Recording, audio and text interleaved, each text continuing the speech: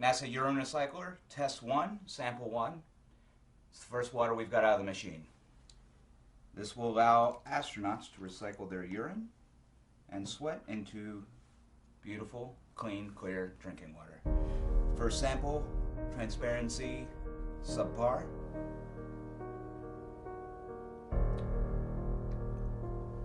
Ugh. Oh, that's just piss. That's just straight up piss. A group of social criminals, these people in the space program. Nassholes, I call them. You're the one who said you walked on the moon when you didn't. Calling the kettle black if I ever thought of it. Saying I misrepresented myself. Away from me. You're a coward and a liar and a thief.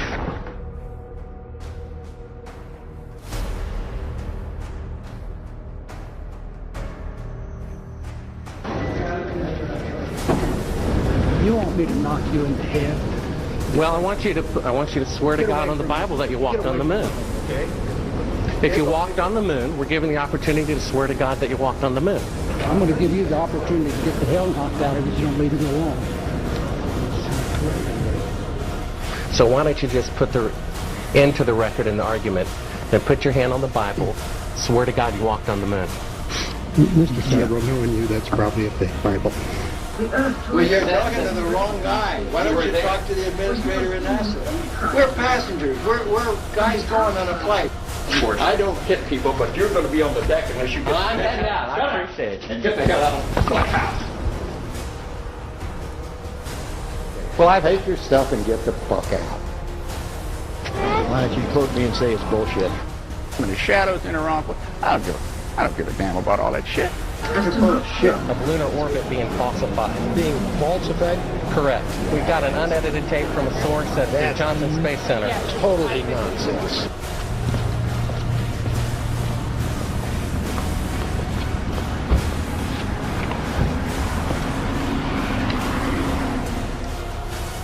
Mr. Seibel, you do not deserve answers. If you show this publicly, you're open for a lawsuit.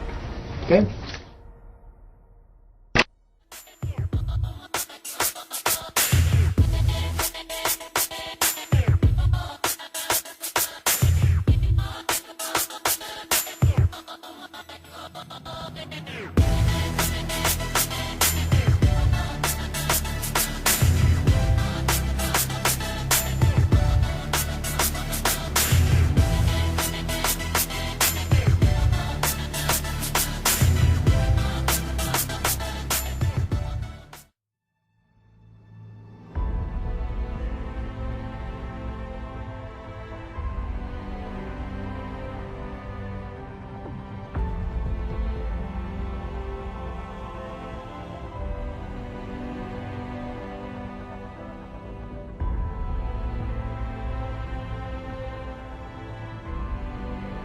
You search images of Earth from space, you're gonna see that image.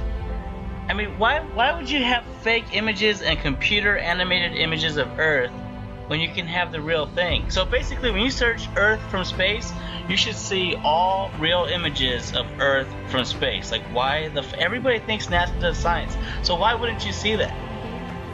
No, you get this. Ribbons of imagery. Why would you need to do that? Because there's supposed to be satellites past low Earth orbit. Why can't you just take a fucking picture? Okay, that's supposed to be real. That's Apollo 17's image of Earth, and they use it all the time, and nobody ever thinks about it. You're shown this. This picture is in every single science book. See that circle cloud formation? This picture is so distinctive. They use it on the covers of magazines. They still use it today. I saw it must be 3 weeks ago now, but I clicked on an article because it had this fucking image in it. They still use this picture to represent Earth. Yeah, all of those are supposed to be real. They're from Apollo 17. So basically, when you search images of Earth from space and you want to see a real picture, you're going to see that, and you're going to see other pictures from Apollo. How long ago were the Apollo missions? And then you go to recent shit, like what's it called? The Blue Marble 2012? It's a fucking composite. It's not a real picture. And they admit it. They tell you it's a composite. Simmons' job is... It's primarily taking data and making pictures out of it. That's what this is. A composite of data sets from several different instruments translated into a picture. So she said composite. Now, when you search images of Earth from space, even though everybody thinks NASA does science, they're on the cutting edge of science, they're exploring the solar system. When you search images of Earth from space, you should see real pictures of Earth from space. And you're not going to see that. You're going to see composite after composite. You could go to their Blue Marble series. You're going to see composite after composite. And they can't even make you at least 100 images of Earth from space. They don't even bother making 50 or 20. They don't care. They don't have to show you other images of the Earth. They just don't have to do it because nobody questions it. There it is. This picture is in every single science book. It is fake as fuck. And they keep using it because it is supposed to be real. Unlike their composites, which they don't use very often, they use this one.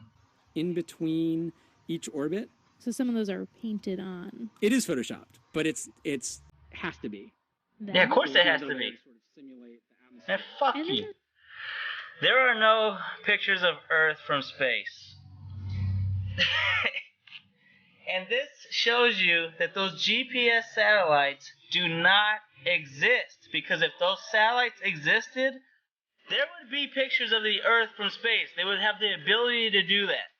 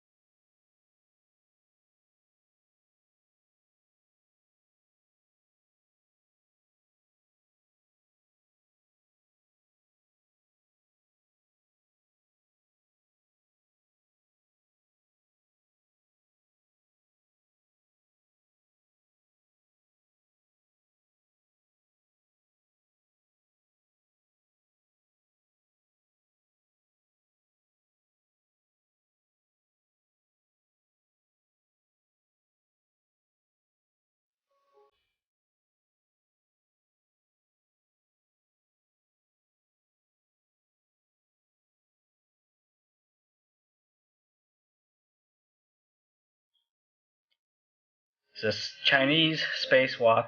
A bubble rises in the pool. Complete fraud. Here the helmet gets hit on the International Space Station, and a bubble rises into the pool.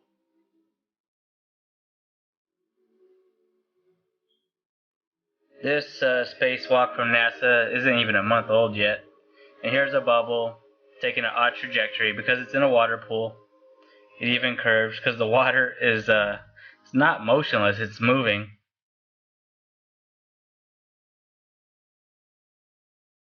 And here on the International Space Station, they once even got caught with a scuba tank in space. It's ridiculous that they get away with this shit.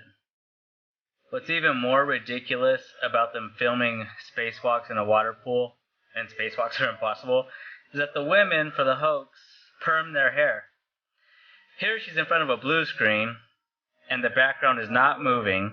The cable is completely still. And in real life, there would be airflow in the space station. The space station would be making adjustments that would not stay fixated. It's just a screenshot. And they just put it in the background. It's blue screen. And her hair is permed for this ridiculous hoax. This is a video that I made about the absurdity with their hairdos. They perm their hair.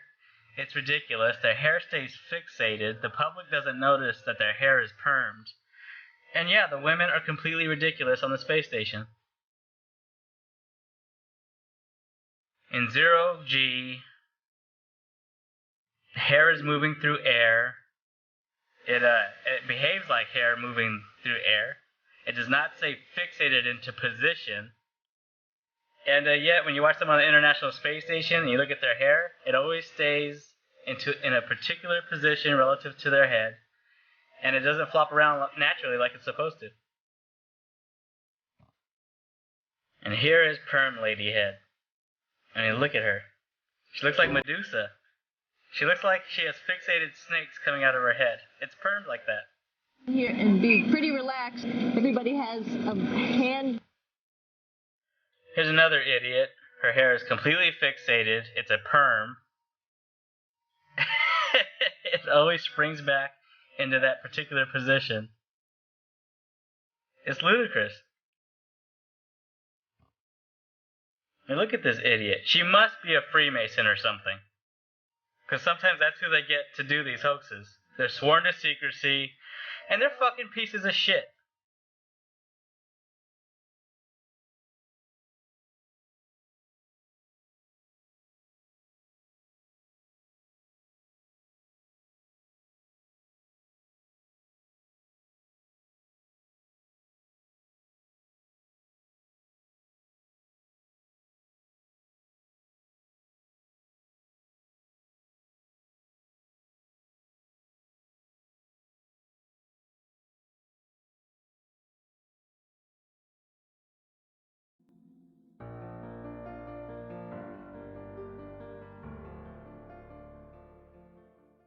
He was a national hero and was likely to be the first man to walk on the moon.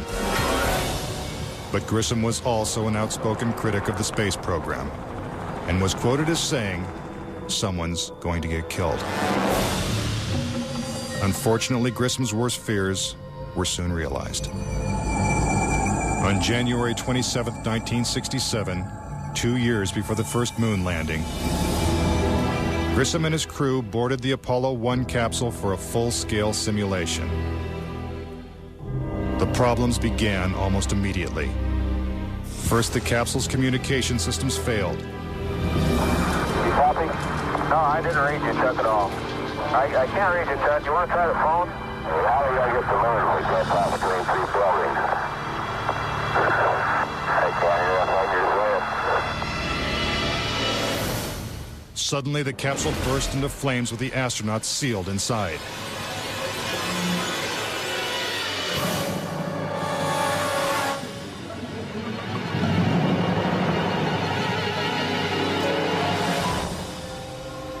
Tragically, Gus Grissom, Ed White, and Roger Chaffee lost their lives before ever leaving the launch pad.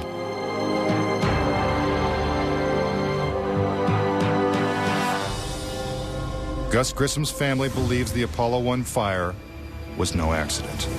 I think it was intentionally sabotaged by someone. It's been a question in my mind, what was found in the accident investigation and how was that handled? Was the CIA involved or whoever?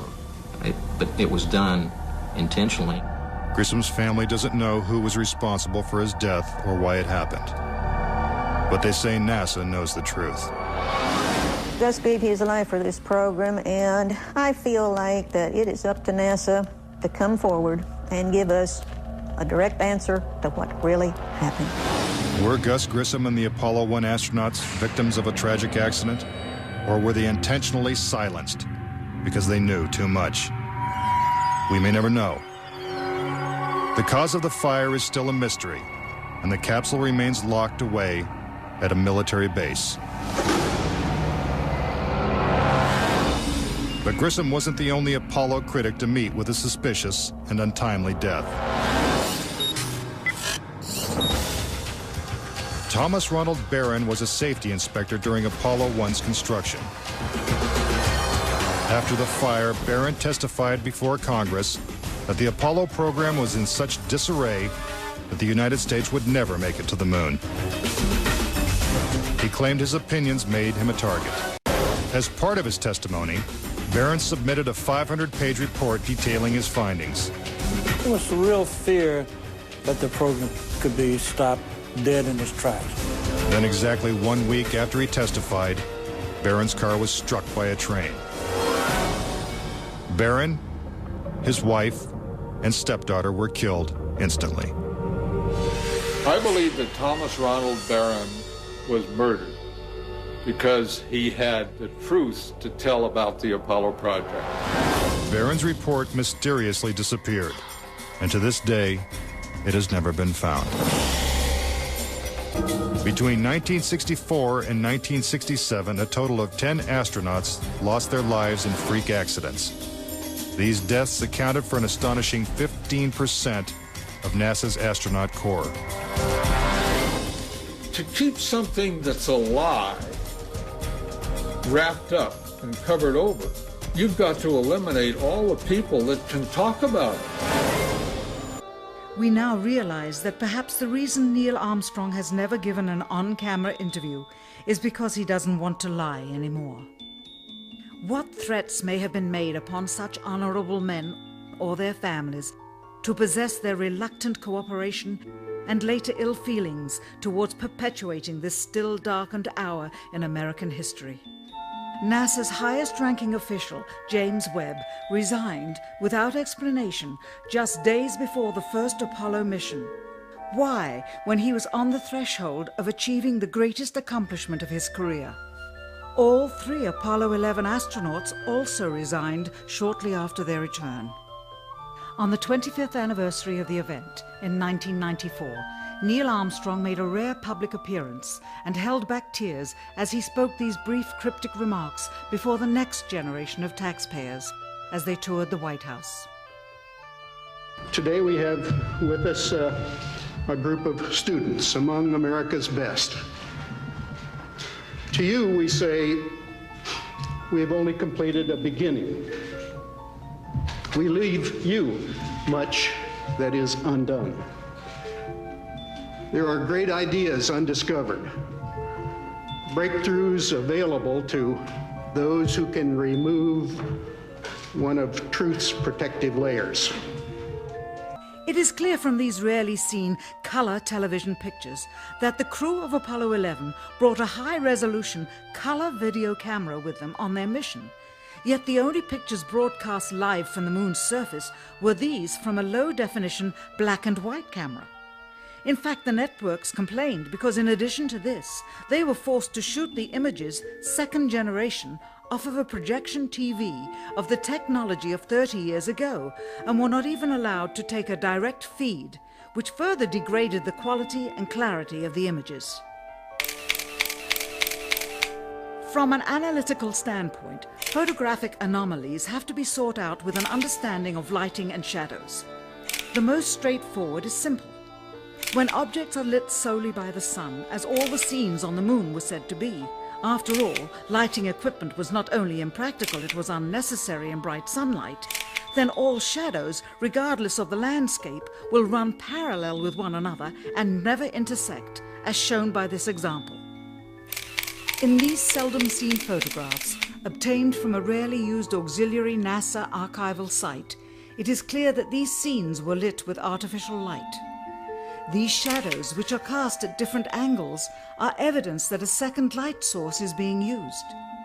In addition, the sun would not cause an isolated hotspot like this, only an artificial light would. Again, intersecting shadows and another hotspot. And again. And again. In this magnification of an Apollo photograph, a rock, very likely a papier-mâché prop because of the crease here, is categorized with the letter C. In later releases of the same picture, the letter is gone, probably airbrushed out. On the moon, the astronauts' only source of light was the sun. They had no extra lighting, no flashes or things like that. Yet in this photograph from Apollo 14, the shadows are cast in different directions, suggesting multiple light sources. The shadows cast by the rocks in the foreground should have been east-west, like the LEM shadows. And in this photo from Apollo 17, again the shadows are pointing in different directions. Outside in sunlight, shadows always run parallel with one another, so the shadows will never intersect. Conspiracy theorists say it's not just the shadows that indicate the use of additional lights, but what has been photographed in the shadows. For example, here's an astronaut who descends into a huge shadow cast by the lunar module. Yet his entire body is still visible. How is it that he is not shrouded in darkness? Here's the same maneuver from another Apollo mission. Again, the astronaut is brightly lit in what is obviously dark shadow. And in this picture, the sun is directly behind the astronaut. His figure should be a silhouette. Yet even the smallest characteristics of his suit are recognizable. It seems like he's standing in the spotlight. And I can't explain that. That escapes me. Why? And finally, in this picture with the sun behind the lunar module, the front of the craft is clearly visible. The words United States are crisp and clear. How could these backlit pictures be so detailed? It's because there's more than one light source, which means they're not on the moon. It has been estimated that as many as 20% of Americans believe we never went to the moon. Is it really possible that NASA deceived the world? According to a former astronaut, it's entirely possible. Regarding the Apollo mission, I can't say 100% for sure whether these men walked on the moon. Bill Casing was an analyst and engineer at Rocketdyne, the company that designed the Apollo rockets. There were many problems that evolved during the 60s that led people to believe that we're never going to make it to the moon.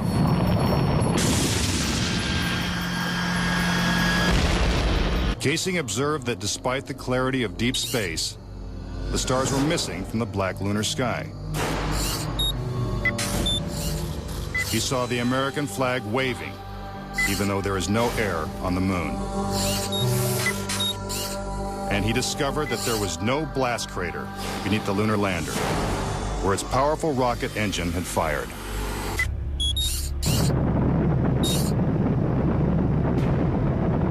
The noise level of a rocket engine is up into the 140, 150 decibel range.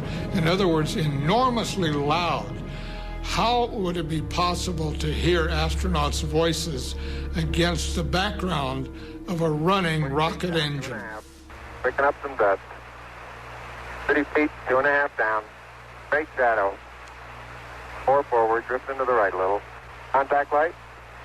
Okay, engine stop. Is this evidence that the footage is actually fake?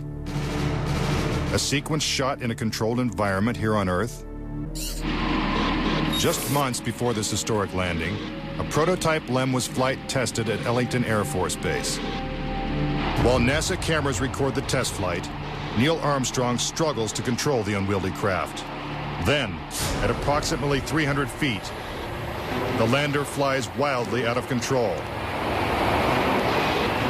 At the last second, Armstrong ejects.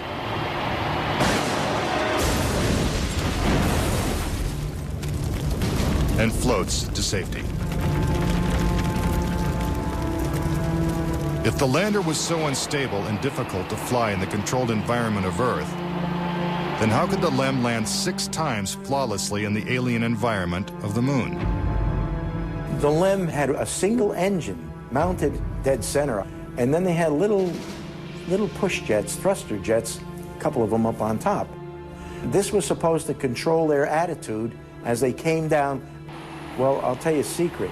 The instant you moved your tail in that cabin an inch, you would change the load pattern, it would begin to tilt, and it would start that thing spinning.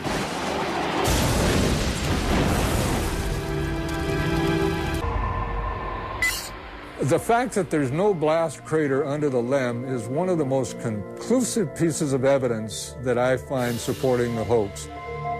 In fact, no sign of a blast crater is visible for any of the 6 lunar landings.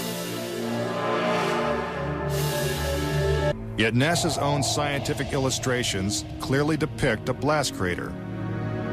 Then there's one other point. If they had truly landed on the moon, this dust would have then descended on the lunar lander, on the foot pads, and we find not a trace of dust on the foot pads. In the footage of the ascent stage going up, what you don't see is an exhaust plume coming out of the rocket engine nozzle. What a ride, what a ride. But what do we see? We see the ascent stage suddenly pop up without any exhaust plume whatsoever, as though it were jerked up by a cable. It's absolutely unreal. Although it appears that the astronauts are moving in the moon's gravity, which is 1/6 that of the Earth, Percy notes that when the speed of the film is doubled, the astronauts appear to be running as if in Earth's gravity.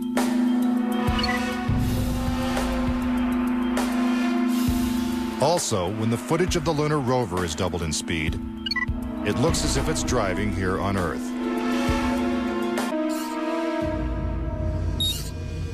If there is no air or wind on the moon, why is this American flag waving? The fact that the flag flaps on the moon where there's no atmosphere means that there must have been a little blast of wind out in Area 51 where they shot this. These 2 photos seem to have the same mountain backdrop, yet the lunar module is only present in one of them. Seemingly impossible, since the LEM never moved and its base remained even after the mission. What a ride, what a ride. Some suggest the same artificial backdrop was used when shooting 2 entirely separate pictures. Background discrepancies are also apparent in the lunar video. The best evidence are some pictorial anomalies in the photographic record of the trip to the moon. There is one for Apollo 16 where the same shot, the same hill, appears in 2 different days. This tape was shot on what was reported to be the first of Apollo 16's lunar excursions. But it couldn't pick a better spot. And this video was from the next day at a different location. It is the most beautiful sight. NASA claims the second location was 2.5 miles away. But when one video is superimposed over the other, the locations appear identical. For reference, crosshairs were permanently etched into the lunar cameras, so they would have to appear on top of every image. But in this photo, a crosshair is behind a part of the lunar rover. This situation is impossible and has to be the result of technical manipulation and doctoring of the image. And in this photo from Apollo 11, the equipment in the foreground is covering the crosshair, not behind it. And in another from Apollo 12, the American flag is covering one crosshair, and the astronaut is covering the other.